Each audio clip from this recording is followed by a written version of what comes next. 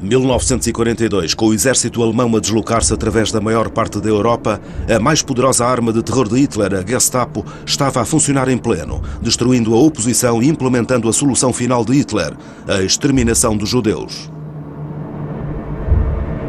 O que tinha começado como uma força de polícia doméstica tinha agora poder de vida e morte sobre milhões.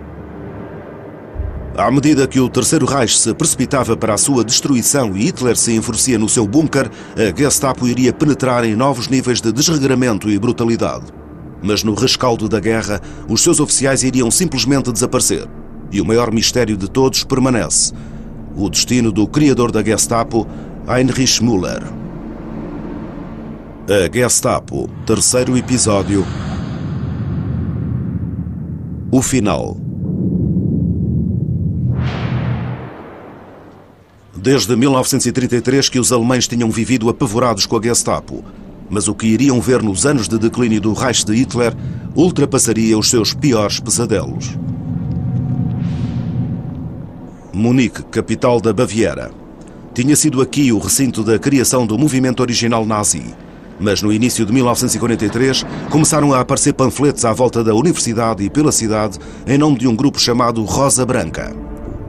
Falavam acerca do número crescente de alemães que estavam desapontados com a guerra e com a forma como Hitler a geria. Eram dirigidos especialmente a jovens. O povo alemão está atento. Tivemos de o fazer antes, quando Napoleão governava. Agora vamos revoltar-nos contra esta liderança, contra este regime. A Gestapo reagiu com rapidez e veneno. O grupo Rosa Branca era constituído por dissidentes inexperientes, liderados pelos jovens irmãos Sophie e Hans Scholl. Não tardou muito até que a Gestapo apanhasse praticamente todos os membros do grupo. Em fevereiro de 1943, após um breve pseudo-julgamento, os Scholls, juntamente com outros estudantes do Rosa Branca, foram executados. A Gestapo tinha feito uma poderosa declaração pública, já que estavam a enfrentar algo novo, uma enorme e crescente onda de oposição em casa. Grande parte desta oposição era incitada pela sorte da Alemanha na guerra, que estava a declinar rapidamente. O ataque ao leste tinha falhado, o frio penetrante do inverno russo tinha cobrado o seu preço e a Wehrmacht tinha sofrido perdas enormes. Quase 1 milhão de homens tinha morrido, a maior parte deles em Stalingrado, na maior batalha individual a que o mundo alguma vez assistira.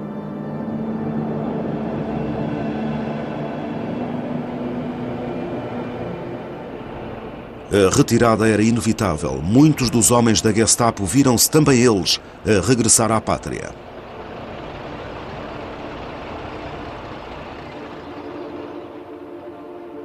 Mas esta não era a Alemanha confiante que tinham deixado para trás, embora a liderança parecesse continuar a acreditar no sonho nazi. O ministro da propaganda, Joseph Goebbels, continuava a apelar à guerra total. O chefe dos serviços secretos alemães, Walter Schellenberg, pertencia ao núcleo interno do partido nazi, um homem em contacto regular com o chefe da segurança, Heinrich Himmler. Os nossos líderes não tinham uma verdadeira percepção das condições no estrangeiro. As suas ações eram determinadas pelas limitadas visões políticas. Nenhum deles estava disposto a passar do reconhecimento dos factos à conclusão inevitável de que a ideia de vitória era impossível. Mas o próprio povo alemão começava a perceber que a guerra estava condenada. Houve um recrudescimento de raiva e os desafios da Gestapo aumentaram. Nos últimos anos de guerra começaram a voltar a sua atenção cada vez mais para a sociedade alemã, à medida que os receios que os nazis tinham que o colapso da Frente Nacional viesse à superfície. A propaganda podia ter vindo a dizer ao povo alemão uma coisa, mas nas suas casas eles escutavam outra. A rádio, outrora o canal mais eficaz da propaganda do governo, estava agora a tornar-se uma ameaça à liderança nazi, já que as ondas de rádio não conhecem fronteiras. Hier spricht die Stimme aus Amerika. Zunächst die wichtigste Nachricht. In den Nächten zum Sonntag und Montag hatte die Royal Air Force 2 Großangriffe auf Berlin ausgeführt. Ouvir emissões estrangeiras não só era ilegal como uma traição. Portanto, a Gestapo exerceu medidas repressivas. O meu avô era um radioamador entusiasta e ouvia sempre a rádio inglesa. A minha avó foi intimada e o meu avô disse: "Eu vou contigo." E foi imediatamente preso pela Gestapo porque admitiu que tinha escutado a Rádio London.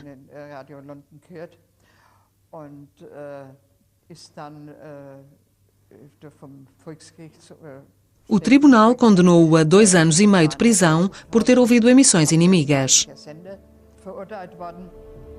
A Gestapo não estava a negligenciar a sua outra tarefa de completar o esquema de purificação racial, a solução final.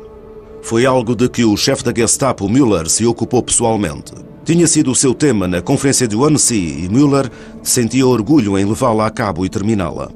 Restavam poucos judeus puros na Alemanha, mas Müller estava determinado a livrar-se de todos eles. Havia regulações complicadas acerca do sangue judeu e do casamento de pessoas de diferentes raças.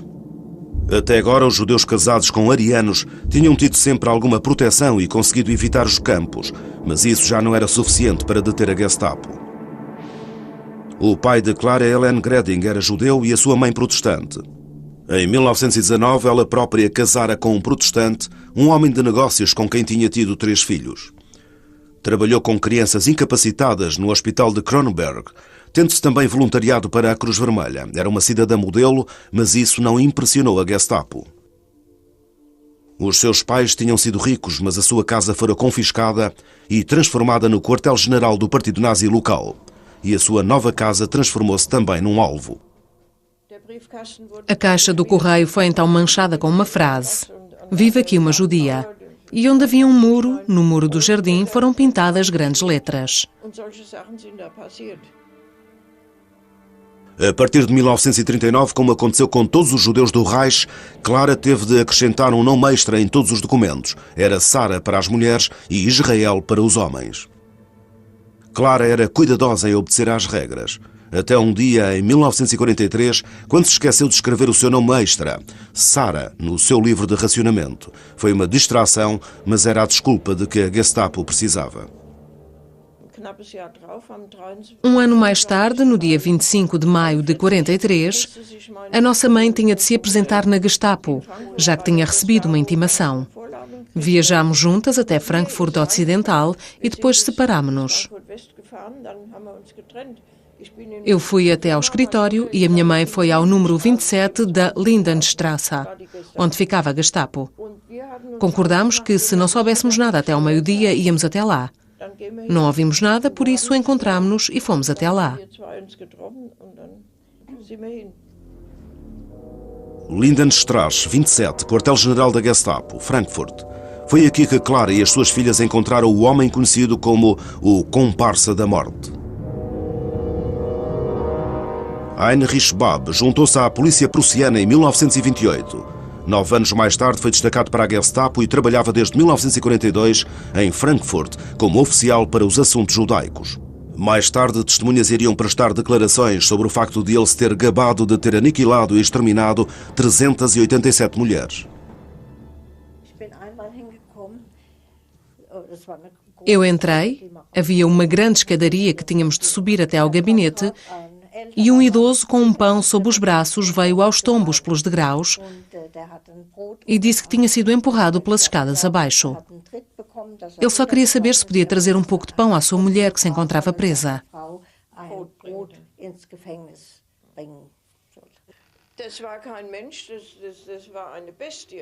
Ele não era um ser humano, era um animal. Não sei como descrever alguém como ele. Frio. Não se conseguia ser mais frio. Gordo, inchado, como na foto, era esse o seu aspecto. Como na foto dos jornais.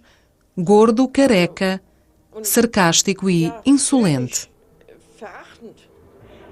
Seguindo instruções de Müller, a Gestapo continuava a encher campos de concentração com judeus deixados passar na primeira deportação.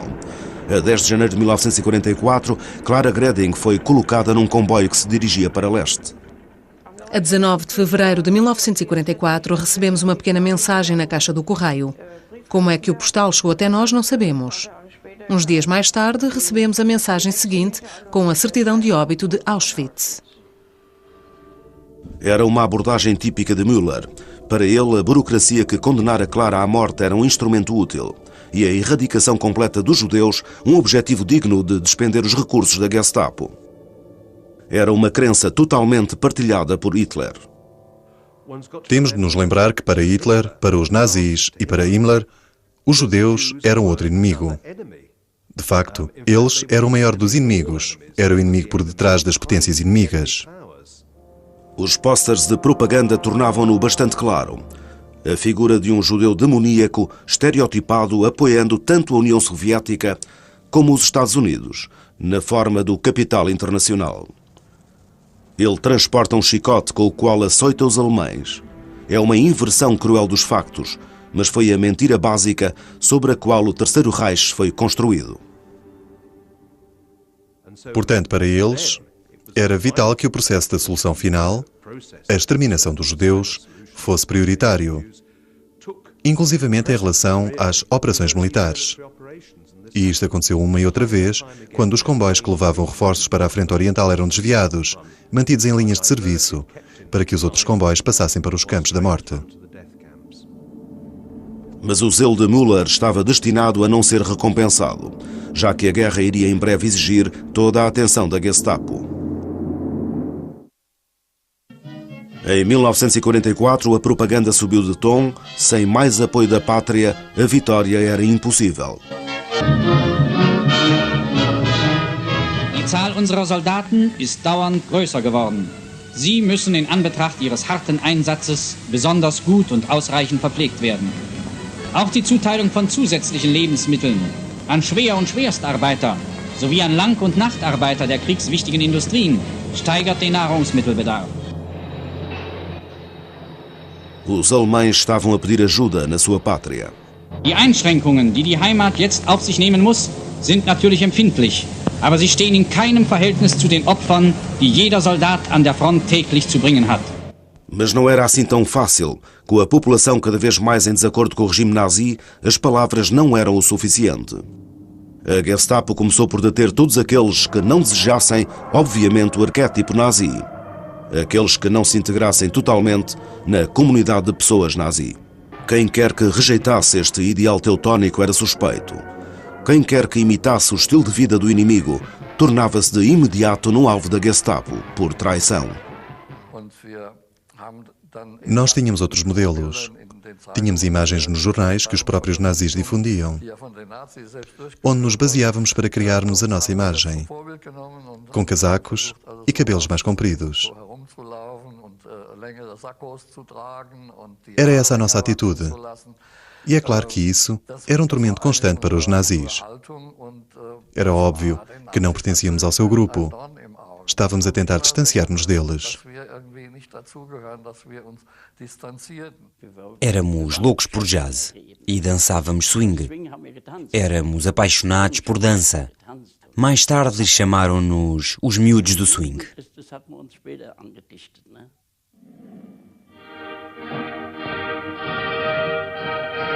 A máquina de propaganda ia em quinta velocidade, denegrindo viciosamente os americanos e os negros em particular. Swing ist Trumpf. Wir befinden uns nicht etwa in Afrika, sondern in New York. Auf dieser Tanzkonkurrenz der Nigger werden Urwalderinnerungen als neueste Errungenschaften amerikanischer Zivilisation aufgefrischt.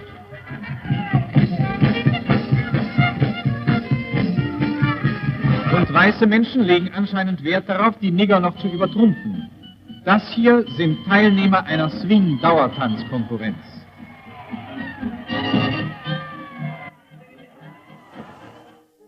Os miúdos do swing alemães eram apenas miúdos que se queriam rebelar. O swing era cosmopolita e relaxante, tudo o que os nazis rejeitavam. Mas foram acusados de minarem o seu país, de traírem os corajosos soldados da frente. Foi colocado nas transcrições dos interrogatórios que o que a juventude estava a fazer era uma ameaça ao Estado, montando conventículos fora da juventude hitleriana, ameaçando o Estado e a moral nacional, colocando a segurança do Estado em perigo e por aí fora. Foi a Gestapo que apanhou os miúdos do swing na sua rede. Apareceram duas figuras com chapéus, casacos compridos e com um carro e levaram-nos para a sede. Assim que chegamos, começaram a bater-me. E mais tarde, durante o interrogatório na cave, onde fomos fechados e interrogados, fomos pontapeados pela escada abaixo. Eles ficaram cada vez mais zangados. Queriam ouvir qualquer coisa específica que já teriam preparado, provavelmente já tinham escrito, para poderem informar Berlim da sua ação heroica, do que tinham encontrado no meio da juventude, como era subversiva e criminosa. Todavia, não lhes podia dar esse prazer. E quanto mais me espancavam, mais assustado ficava, porque pensava que devia haver alguma coisa de assustador por trás daquilo para as pessoas se comportarem daquela forma. A história repetia-se pela Alemanha inteira. Eu fui detido de um dia para o outro na cave do edifício da Gestapo e fiquei lá durante 20 dias, altura em que fui libertado. Não houve qualquer acusação oficial por parte da Gestapo. Fui simplesmente preso.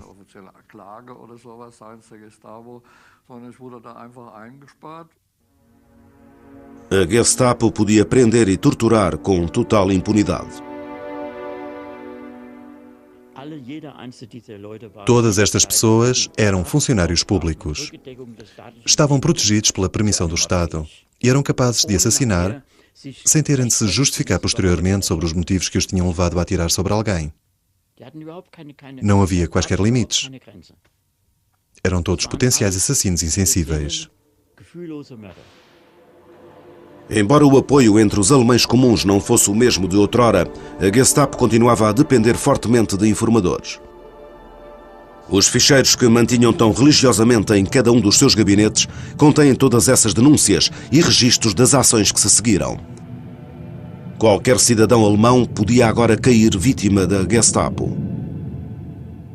Anne-Marie S. foi denunciada à Gestapo como prostituta. Foi levada ao quartel-general da Gestapo em Colónia, a Casa Elde, no dia 7 de novembro de 1942. Detiveram-na sem acusação durante 2 semanas e depois libertaram-na, com uma restrição. Ela devia regressar a casa todas as noites antes da meia-noite. Durante 2 anos, obedeceu. Então, uma noite chegou 15 minutos mais tarde. Denunciada por um vizinho, foi presa e deportada para o campo de concentração de Ravensbrück. 2 meses mais tarde, foi morta.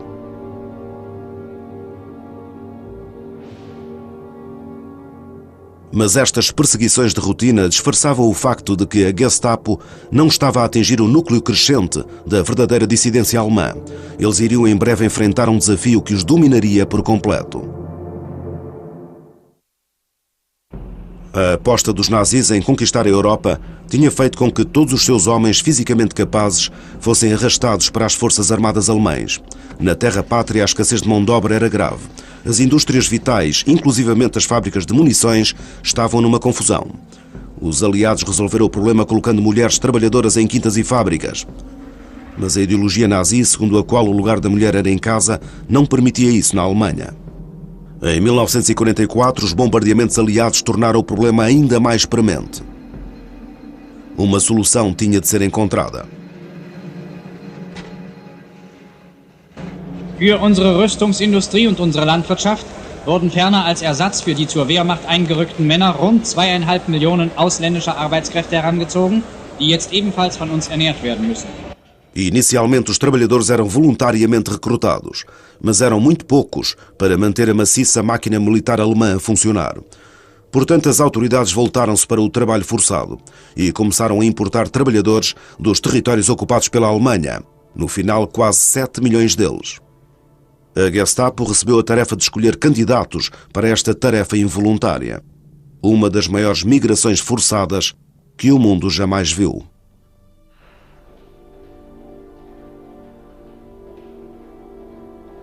Helen Moskowitz era uma jovem combatente da resistência judaica que se tinha infiltrado secretamente no gabinete da Gestapo em Bruxelas.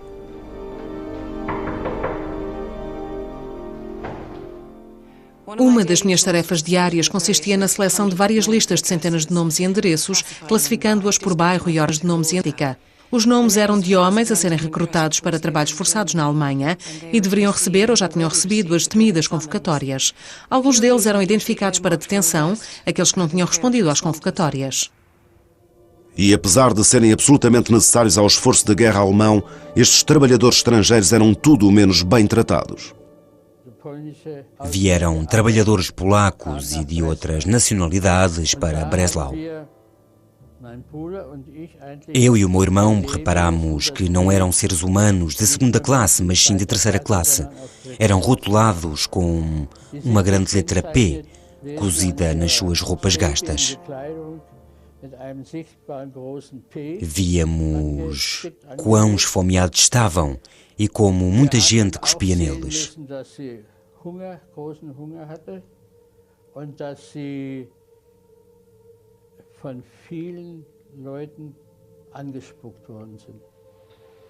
Mas nem todos os alemães eram hostis. Alguns davam sorrateiramente aos trabalhadores comida e bebida. Para a Gestapo, esta força de trabalho alienada representava um enorme problema de segurança. A sua solução era previsível. Na ausência de um verdadeiro serviço de informações, as autoridades escolhiam aleatoriamente pessoas, condenando-as exemplarmente. O trabalhador forçado italiano Salvatore Bertorelli foi falsamente acusado de sabotagem. Havia um alpendre como esta sala aqui e eu estava a cortar madeira. O capataz entrou e disse-me, sai. Eu saí imediatamente. Atrás da porta estavam dois homens grandes, corpulentos, da Gestapo. E eu saí completamente inocente. E é claro que eles agarraram-me. Quando vi a Gestapo pensei, há aqui um problema, um grande sarilho, e urinei pelas calças abaixo. Ele foi enviado para um campo de concentração especial administrado pela Gestapo, para a chamada educação laboral. Para a maioria era uma sentença de morte. Eu estava a olhar para fora da vedação e havia um prisioneiro italiano ajoelhado fora do campo, fazendo um caminho ou uma faixa de rodagem. Ele estava a colocar uns tijolos no chão, de lado. Estava ajoelhado. Passaram dois oficiais. Eu estava a olhar pelo buraco da fechadura e um deles pegou na pistola e matou-o a tiro. Sem mais nem menos. Bertorelli teve sorte, sobreviveu até o campo ser libertado pelos soldados britânicos. 20 de abril de 1944, aniversário de Hitler. Um dia de comemoração nacional, quando os diversos dirigentes se empenhavam para se superarem uns aos outros em presentes para agradarem ao Führer. No passado consistiam em notícias de novos êxitos contra o inimigo. Este ano, contudo, havia menos para oferecer. Das Geschenk des deutschen Volkes zum Geburtstag Adolf Hitlers war ein einziges Bekenntnis der Treue zum Führer, des festen Willens zum Kampf und unbeugsamen Widerstand bis zum Sieg. In der Reichshauptstadt. Mit dem Wachregiment ziehen die Berliner die Straße unter den Linden entlang. As bandeiras de papel e a parada militar foram um pálido eco das concentrações gigantes de outrora. A técnica da Gestapo de terror implacável, indiscriminado, era bem sucedida para manter os dissidentes sob controlo, pelo menos à superfície. Mas a sua incapacidade para reunir verdadeiras informações era uma fraqueza que lhes tinha saído caro no passado e iria acontecer de novo. Os militares, com o seu próprio código de honra, nunca tinham sido penetrados pelos espiões da Gestapo. E, contudo, havia tradicionalistas militares colocados em altos postos que desprezavam cada vez mais os nazis. Estes dissidentes eram bem capazes de despistar a Gestapo e colocar uma bomba mesmo ao lado do próprio Hitler. 1944 era evidente que a Alemanha se dirigia para uma derrota humilhante. A Gestapo, apesar de inabalavelmente brutal, era cada vez mais arbitrária nas suas denúncias. Não conseguindo compreender o nível de raiva no interior do próprio exército, não tinham quaisquer suspeitas de que um grupo de soldados conservadores, sob a liderança do carismático conde Klaus von Stauffenberg, estava pronto para agir. Stauffenberg era o exemplo típico dos líderes militares desta trama. Não há dúvidas que era um cristão profundamente religioso. Mas não foram os elementos cristãos que o motivaram para o assassinato. Se tivesse sido assim, não teria esperado até 1944. Stauffenberg era, acima de tudo, um soldado apaixonado que via tudo de um ponto de vista da sua profissão. E foi o desastre militar que o levou para a oposição. A 20 de julho de 1944, Stauffenberg compareceu a uma reunião dos chefes do Estado-Maior conduzida por Hitler. Ele tinha a sua pasta com ele como era habitual, mas desta vez continha uma bomba. O destino uma vez mais escolheu um lado. Hitler mudou a reunião de um bunker em concreto para um alojamento em madeira acima do solo. Stauffenberg colocou a bomba e saiu, e ela explodiu. Mas a nova localização dispersou a explosão e, embora 4 oficiais tenham morrido, Hitler sobreviveu sem um arranhão.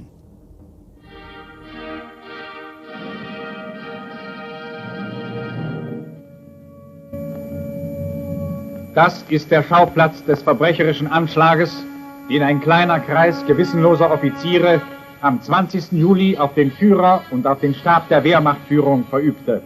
Foi o caos. Nos momentos imediatamente a seguir ao ataque, Stauffenberg e os conspiradores acreditaram que Hitler estava morto. Entraram em ação efetuando detenções, ocupando edifícios importantes e mobilizando tropas.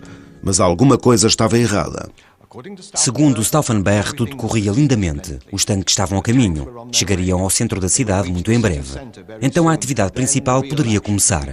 Como não tínhamos recebido quaisquer relatórios perturbadores acerca da atividade da Gestapo ou das SS, disse, está a acontecer muito pouca coisa.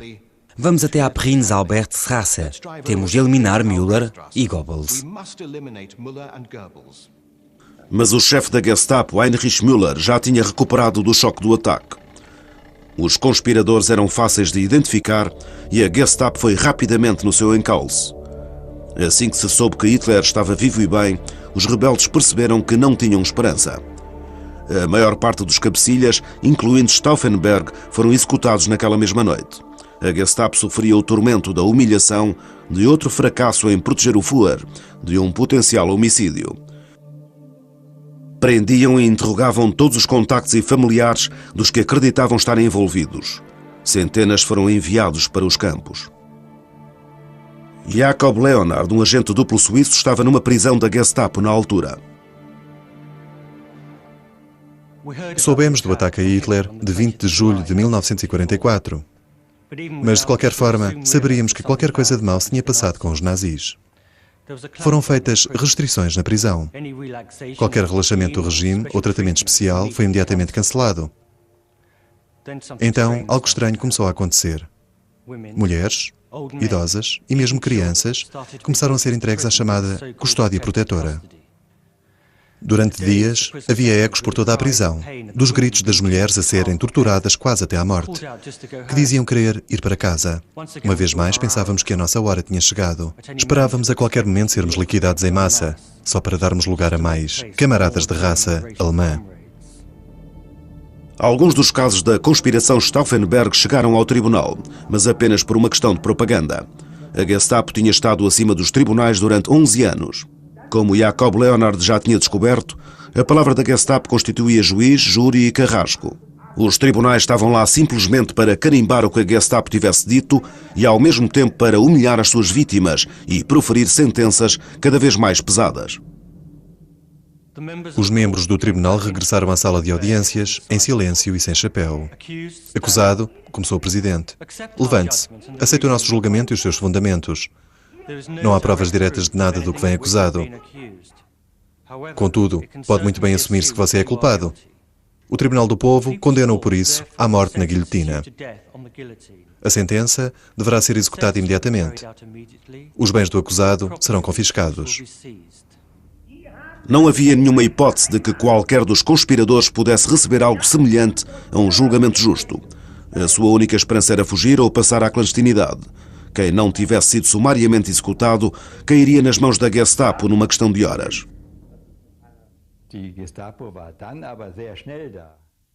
A Gestapo apareceu lá muito rapidamente, no mesmo dia, e depois era constantemente. O pai de Franz von Hammerstein, Kurt, já tinha morrido como oficial leal ao exército que desprezava Hitler e os seus assassinos.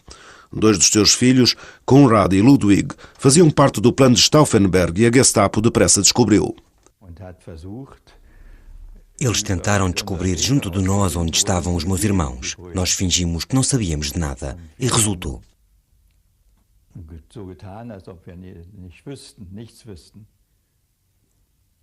Mas depois, no início de agosto, eu fui preso e em outubro foi a vez da minha mãe e das minhas 2 irmãs. Eu fui levado para a prisão da Gestapo, na Lehrterstrasse. A família von Hammerstein conseguiu de alguma forma guardar o seu segredo e os irmãos nunca foram apanhados. Alguns escaparam à rede. Hans Bern Gisevius conseguiu atravessar para a Suíça dolorosamente consciente do destino dos outros. Dia e noite, quando comiam, mesmo quando caminhavam para o cadafalso, estavam acorrentados de pés e mãos. Não eram tão bem alimentados ou tratados com tanto cuidado como os criminosos de guerra de Nuremberg. Mas não é possível descrever o tipo de interrogatório que era praticado na Prinz-Albert-Strasse. Sabemos, contudo, que esses homens martirizados mantiveram heroicamente o seu silêncio. Mesmo assim, não deve ter sido fácil morrer entre as gargalhadas trucistas dos homens da Gestapo. O banho de sangue do chefe da Gestapo, Müller, era a sua vingança pelo fracasso da sua organização em evitar o ataque. Mas os dias do seu reinado mortal já estavam contados. Nos finais de 1944, os bombardeamentos aliados destruíram a sede da Gestapo na Prinz-Albert-Strasse, mas não pararam o seu trabalho. Grupos de oficiais reconstituíram-se à volta de bases improvisadas, continuando praticamente como antes. Mas os aliados estavam a aproximar-se. À medida que se aproximava o dia de ajuste de contas, os oficiais da Gestapo começavam a sentir algo bastante familiar às suas vítimas: o arrepio de medo. 1945, o tempo para a Gestapo tinha-se praticamente esgotado. Os campos de concentração continuavam cheios. Alguns dos prisioneiros tinham sido mantidos vivos para pseudo-julgamentos planeados para a celebração da vitória final nazi. Incluíam proeminentes ativistas anti-hitlerianos, entre eles homens do exército, cristãos e Georg Elser, o carpinteiro que tinha tentado assassinar Hitler em 1939. Com a vitória como uma esperança perdida, o sempre eficiente chefe da Gestapo, Heinrich Müller, não esperou para emitir uma ordem para o comandante do campo. Elser e os outros foram mortos a tiro no dia 9 de abril, dias antes do campo ser libertado. À medida que os tanques do Exército Vermelho se aproximavam, Hitler emergiu apenas uma vez mais do seu bunker para inspecionar o que tinha restado dos seus sonhos. Foi acompanhado por Müller, mas Müller não pretendia ser visto pelo Reich com o seu Führer. Ele é recordado por dizer: "Conheço os métodos russos, não faço a mais pequena intenção de ser feito prisioneiro pelos soviéticos." Müller desapareceu depois no meio do caos do posterior ataque russo. O seu chefe, Heinrich Himmler, chefe das SS e cofundador da Gestapo, também tentou escapar. Foi capturado por soldados britânicos. In Lüneburg lies the body of the most hated man in Europe, Heinrich Himmler, chief of the Nazi secret police and the savage SS troops. Captured while posing as a civilian, Himmler was carrying tiny vials of poison. Under examination, he bit into one concealed under his tongue. Propped up for official photographs, this Nazi who terrorized the continent has met in violent death his proper end. Hermann Göring, o primeiro chefe da Gestapo, também foi capturado. Enfrentando uma sentença de morte nos julgamentos de Nuremberg em 1946, também ele engoliu uma cápsula escondida de cianeto. Matou-o e transformou o seu cadáver em verde-vivo. Assim acabou a Gestapo a arma mais mortífera de Hitler. A espada tinha sido quebrada. Mas o que acontecera aos oficiais da Gestapo que durante tanto tempo tinham reinado acima da lei? aqueles que tinham torturado, detido e matado sem relutância ou constrangimento. Alguns foram levados perante a justiça. Heinrich Babb, o oficial para os assuntos judaicos da Gestapo em Frankfurt, que deportou Clara Greding, foi levado a julgamento na sua cidade natal, Frankfurt. Era acusado de deportar judeus bem como ciganos para os campos da morte no leste.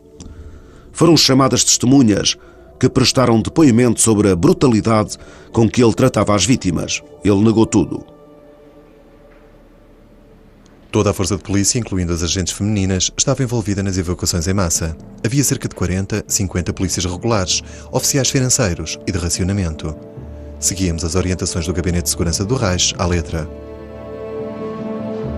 Obedecer às ordens não foi aceito como defesa. Babb esteve envolvido na deportação de umas 20.000 pessoas entre 1941 e 42. Foi considerado culpado e condenado, permanecendo na prisão até 1972, muito depois da maior parte de outros nazis terem sido libertados. Oswald Gundelach, que tinha enviado deportados de Würzburg de comboio para os campos da morte na Polónia Oriental, passou sem ser detectado até 1947, quando foi preso por americanos. Foi acusado de perseguir e matar tripulações de bombardeiros dos Estados Unidos que tinham sido abatidos, um exercício preferido da Gestapo. No seu julgamento não houve menção ao seu papel nas deportações. Mesmo assim, foi condenado à morte. Mas a sua sentença foi comutada em prisão perpétua em Landsberg am Lech. Em 1953 foi libertado, tendo cumprido apenas 6 anos. No ano seguinte, Oswald Gundelach estava de volta ao uniforme. Juntou-se à polícia regular, o seu registro de guerra e a condenação não constituíram impedimento. Foi promovido a superintendente e reformou-se em 1963. O seu certificado de aposentação agradece os seus 40 anos de serviço. 40 anos que incluem o seu tempo como oficial da Gestapo, deportando homens, mulheres e crianças para os campos da morte e assassinando tripulações de bombardeiros aliados. Kurt Lischka tinha sido chefe da Gestapo primeiro em Colónia, depois em Paris, onde fora responsável por deportações de judeus e pela prisão e tortura de combatentes da resistência. Depois da guerra regressou a Colónia, onde viveu tranquilamente nos subúrbios, até que foi detectado em 1971 pelos caçadores parisienses de nazis Serge e Beat Krarsfeld. Embora tivesse sido condenado à revelia por um tribunal militar aliado em França, uma subtileza legal não permitia que Lischka fosse julgado na Alemanha.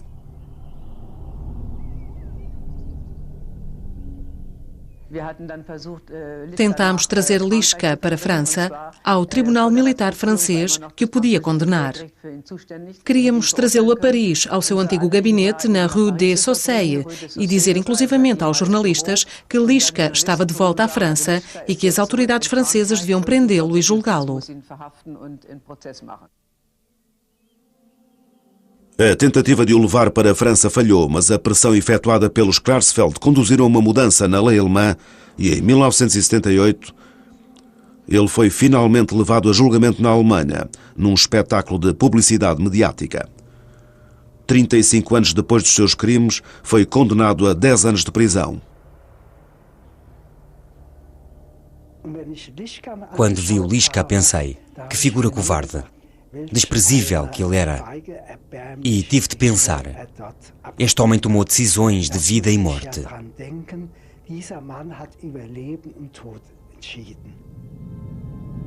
Em 1960, Adolf Eichmann, chefe burocrático da Solução Final e oficial da Gestapo, foi raptado do seu esconderijo na Argentina e levado a responder perante um tribunal israelita. O homem que se recostara à volta da lareira com Heydrich e Müller, depois de planear o genocídio de milhões, encontrava-se agora a ser julgado. Também ele afirmava ter seguido ordens e, como um mero homem de gabinete, não matara ninguém. In Ihrer polizeilichen Vernehmung sagten Sie, dass wenn Ihnen der Reichsführer gesagt hätte, dass Ihr Vater ein Verräter sei, hätten Sie ihn eigenhändig erschossen. Ist das richtig? Wenn er Verräter gewesen wäre, an Nein, wenn der Reichsführer Ihnen gesagt hätte. Hätten Sie ihn erschossen, Ihrem eigenen Vater? Dann setzt es voraus, er hätte mir es nachweisen müssen. Wenn er es nachgewiesen hätte, wäre ich verpflichtet gewesen, gemäß meinem Fahneneid. Hat man Ihnen nachgewiesen, dass die Juden müssen vernichtet werden? Ich habe sie nicht vernichtet. Mas havia evidências suficientes para provar que Eichmann tinha de facto o sangue de milhões nas suas mãos. O assistente de Eichmann, Dieter Wislicenny, deu provas disto no seu julgamento. Eichmann disse-me que as palavras solução final significavam o extermínio biológico da raça judaica. Eu percebi que a ordem significava uma sentença de morte para milhões de pessoas e que o poder para executar esta ordem estava nas mãos de Eichmann, sujeito à aprovação de Heydrich. E contudo, Eichmann negou toda a responsabilidade. Meine Schuld ist mein Gehorsam, meine Unterwerfung unter Dienstpflicht und Kriegsdienstverpflichtung, unter Fahneneid und Diensteid. Die Führerschicht, zu der ich nicht gehörte, hat die Befehle gegeben. Sie hat meines Erachtens mit Recht Strafe verdient für die Gräuel, die auf ihren Befehlen an den Opfern begangen wurden. Aber auch die Untergebenen sind jetzt Opfer. Ich bin ein solches Opfer. Eichmann foi condenado à morte. Mas ele é a exceção em vez de constituir a regra. Talvez o mais espantoso em toda a história da Gestapo seja o facto de tão poucos dos seus oficiais terem sido punidos pelos seus crimes. Mesmo oficiais importantes conhecidos por serem culpados de crueldade gratuita sobreviveram ao processo de expurgação do nazismo e voltaram a entrar na polícia regular. A maioria dos oficiais da Gestapo, cujas ações tinham levado terror, sofrimento e morte a milhões, limitaram-se a retirar as suas suásticas e prosseguiram com as suas carreiras.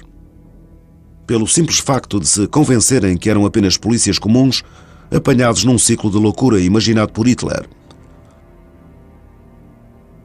Os feitos daqueles anos dissolveram simplesmente nas suas mentes.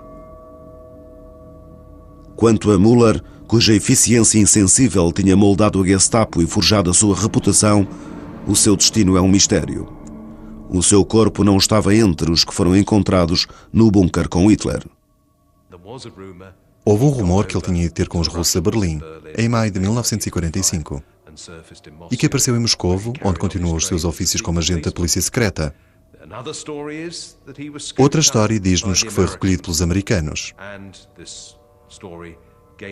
E esta ganha alguma credibilidade quando nos lembramos o que aconteceu a Klaus Barbie, o chefe da Gestapo em Lyon, que foi de facto recrutado pelos americanos, depois da guerra, como perito em subversão e atividades comunistas. Nenhum destes rumores teve qualquer substância, e a melhor evidência que temos, embora circunstancial, sugere que Müller foi morto nos últimos dias da guerra. Houve muitas pessoas que fizeram parte daquele círculo à volta de Hitler, no bunker, nos últimos dias, que afirmaram ter visto o seu corpo. Ao contrário de Himmler e Heydrich, Müller tinha permanecido anónimo e apenas ele, entre os chefes da Gestapo, poderia ter caminhado pelas ruas de Berlim sem ser reconhecido. Existe uma sepultura com o seu nome, mas quando foi investigada, provou conter os cadáveres de 3 pessoas. Nenhuma delas era Müller. Em última análise, a Gestapo não podia ter sido tão eficaz sem a cumplicidade de pessoas. A sua incapacidade para evitar assassinatos demonstra a sua insuficiência como força de polícia. Mas distinguiu-se no encorajamento dos instintos mais básicos das pessoas. Edificou um clima de medo no qual a mesquinice e o assassinato puderam florescer, onde a denúncia era um modo de vida e onde a oposição se transformou em crime mortal. Da minha experiência de 12 anos de nazismo, não posso deixar de afirmar que a culpa alemã existe, é uma realidade. Todos nós caímos em caminhos perigosos, diabólicos. Fomos culpados de não termos conseguido perceber, de cegueira obstinada, de obediência pouco sensata. Numa análise final, houve milhões de pessoas pelo mundo fora que fizeram um pacto com as forças da Revolução Nazi e só despertaram quando a Revolução os engoliu vivos. Não tenho a intenção de dar uma palmadinha nos meus ombros ou dos meus amigos e dizer: pelo menos fizemos o que pudemos. O sucesso dos nossos esforços oposicionistas prova que deveríamos ter feito muito mais. much more